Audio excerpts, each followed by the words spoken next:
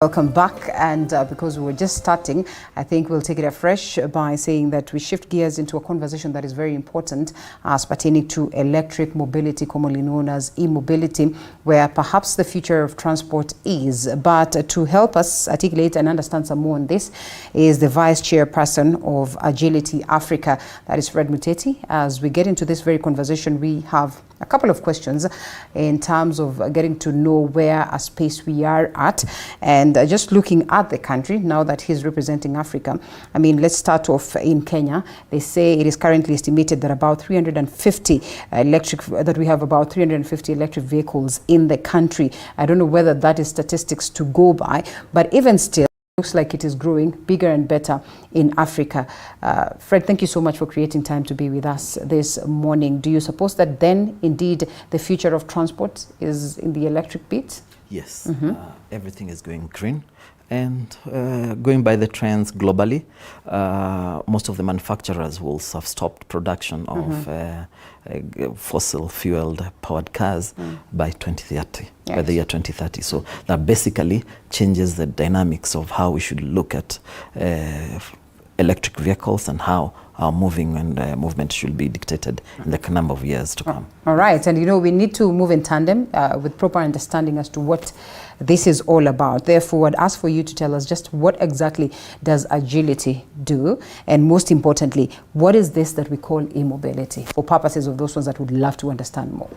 Okay, I'll take first what is e-mobility. It's basically electric powered transportation system that ranges from two-wheelers to four-wheelers to heavy trucks, to semis, those are going to the semis and the trucks, and also anything that will be powered in the mobility and the transportation sector into that. Now, Agility Africa is the first black-owned 100% manufacturer of e-vehicles. These are from two-wheelers all the way to buses and trucks, but also has a whole range of over 200 electronic ranges of products. This makes it the first in sub-Saharan Africa to be black-owned and doing this in the African soil. So basically, we are pioneers in what we do. Much of what is in the market is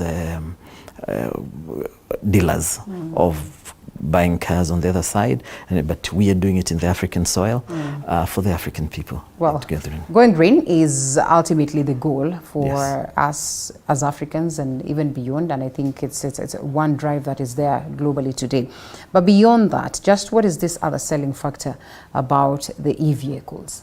Now, I'll take it back to what we do. Now, we do not only manufacture cars that are because the biggest problem we have in Africa is one, charging stations, electricity penetration, which is a mere at 40% to the African continent in comparison to the rest of the world. Now, how are we solving this? Because we're coming in with solutions that are on spot to the market. And one of the things that we're doing, our cars are smart. Two, they're self-charging. That means they can be used off-grid. And three, we have also our charging station that is solar powered for it to charge. Now, we have both the off-grid solutions and the car to go even on off-grid areas. Most of the vehicles that are being done in the e-mobility sector are basically concentrating in the urban setups where it's easy to connect and all that. But we have gone a mile further to have vehicles that can self-charge and can use either solar or other models into the same. But most importantly, the off-grid systems that are sustainable to even power the few things, appliances in the homes. And not only that, what changes, what's the difference on our charging stations? Our charging stations, I think it's best in Africa, if not the world, to be the second or the fastest in, they can charge a full charge between 12 to 15 minutes, depending on the size of the battery of the car. But by and large, we've moved availability and accessibility to this technology and to the adaptability of what we have in the market by provision of what is sustainable. So we are very sensitive on the green revolution on the same. All right, and I'd love to understand just how far you have penetrated the continent, but importantly, will this then be eventually a replacement of conventional combustion engine vehicles that we have today?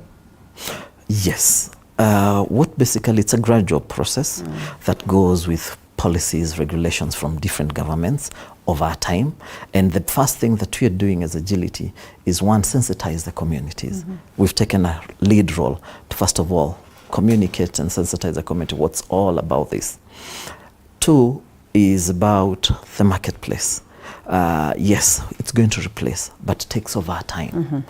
What are we going to do, or what are we doing to ensure that there's a faster uptake of the same? Is basically much of our launching, like we've done in South Africa, we've done in Zimbabwe, we're soon launching in Nigeria, coming into Kenya for to take care of the East African countries. And what are we looking at? We are looking at how do people own these vehicles. So much of how we've packaged much of our vehicles or our products, they can be done on lease to own. That allows fast adaptability of the same. So that's a bit of a difference on how other players are doing it. And what are the numbers that you're looking at?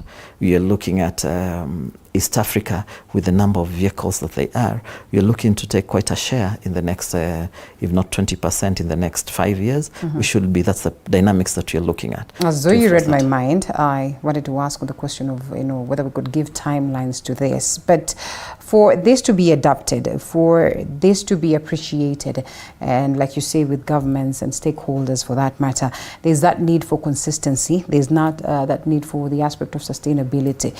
Just how convincing is this one, to a point that today you will come and sell this to a certain government and, in a bid to address the problems that they tend to face on the question of transport, and you understand what is going on in the country, that today the cost of electricity will have an impact on basically every activity in the country. High cost of living is pegged on that. The cost of commodities definitely pegged on that. And so as a solution, what is the aspect? How are you able to track and keep constant onto that?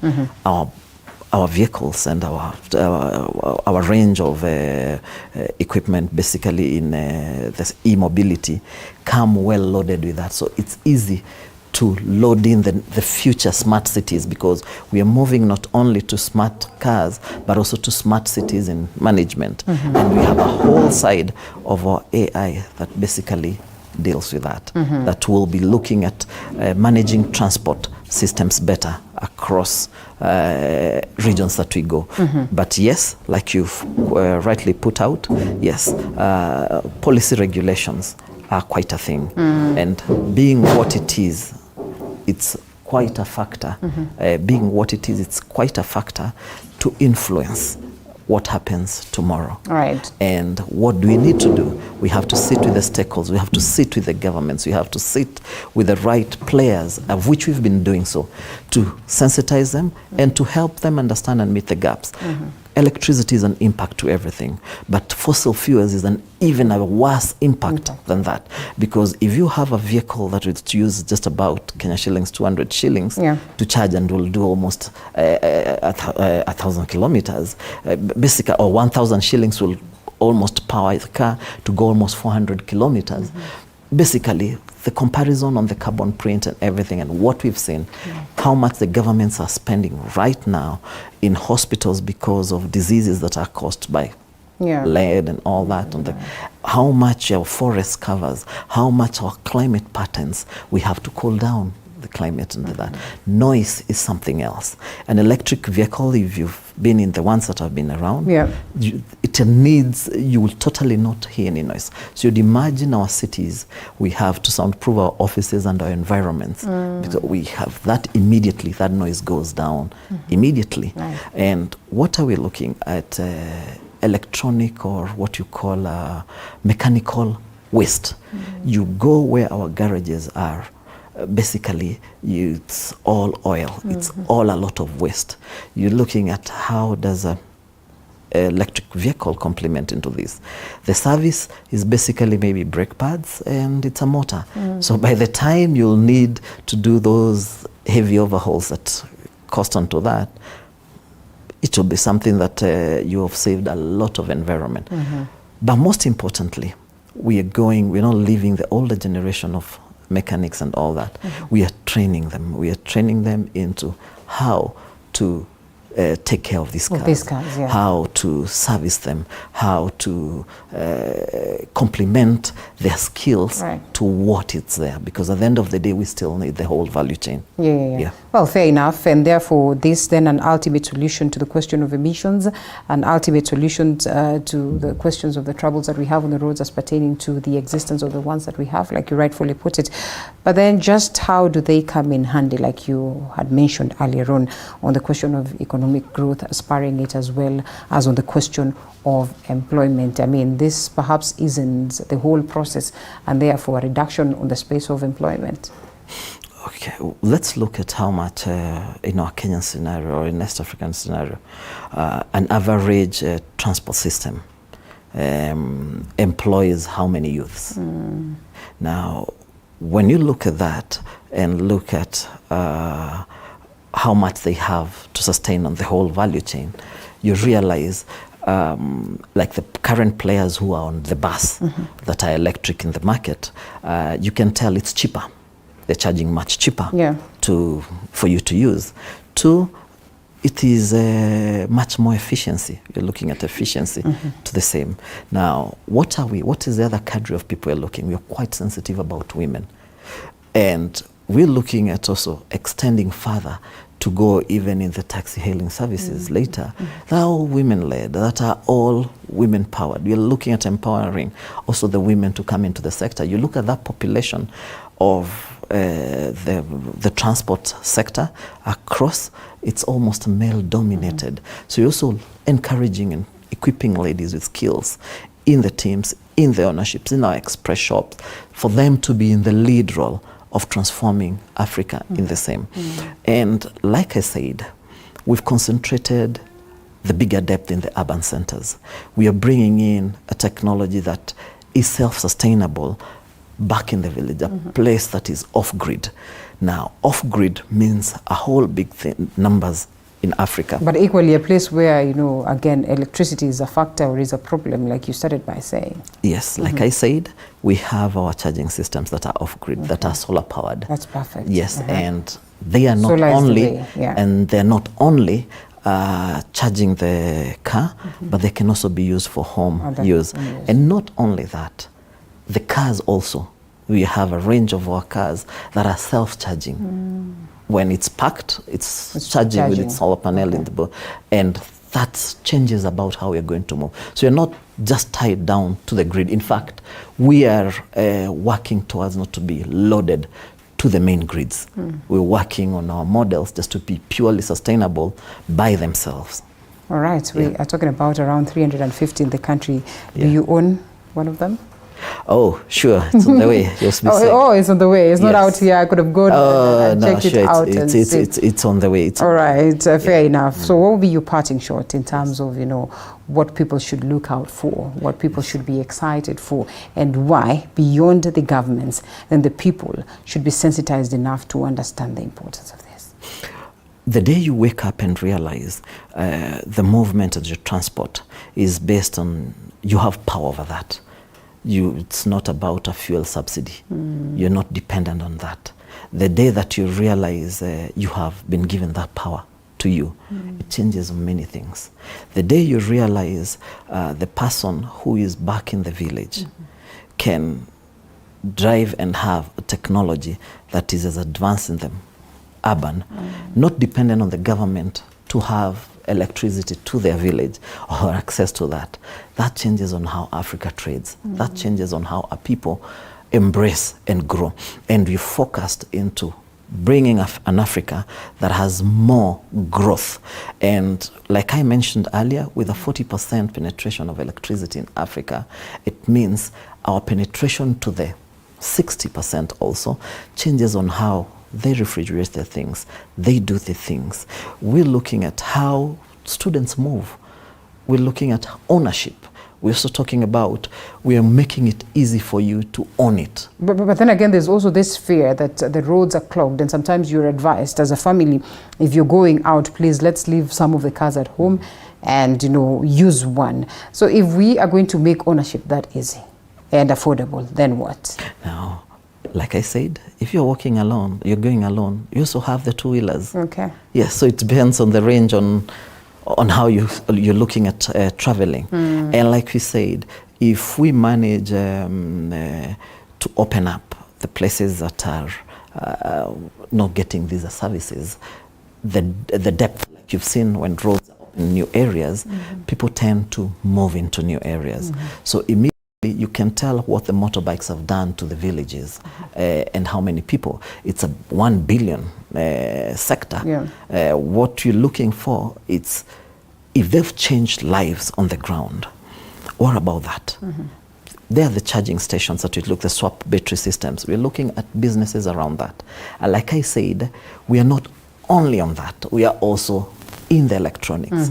We have found tablets, laptops, that we've gone a whole range, smart refrigerators.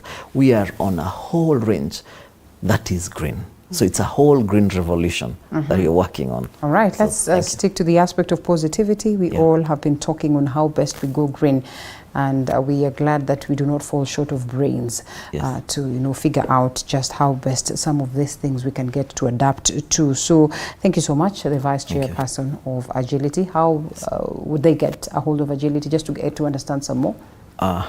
Well, this is on our website, Agility Africa. We were basically there, and watch this space. There'll be a lot of media products into the coming days. I'll be excited to speak of some of this soon. Yes, but yes, in coming next month, you'll have one of our products in the studio for you to have a look and see. I am looking forward to that. So they're on the way. Like you're launching and you're doing, we're coming in big with our Fast Express shop in the market. Maybe something very important to mention is what is the difference as a manufacturer to the market. Agility is already registered in the Johannesburg Stock Exchange. So it encourages also shareholding, people to buy in as a share to make this green revolution. So basically, we are not only focused into just running as a private, but we are encouraging people to buy in, is as we're encouraging in the growth of the same. So by and large, it's for Africa, by Africans, for the African market. Well, and the next episode will largely be about the practical aspects with it when we have the ride in town. Thank you so much once again, the Vice Chairperson Agility Africa, Fred Muteti, for speaking to us this morning. And of course, we want to say asante sana as well for keeping us company, as we're looking forward to see you again tomorrow. My name is Linda Alela. Do have yourself a lovely day and keep it TV47.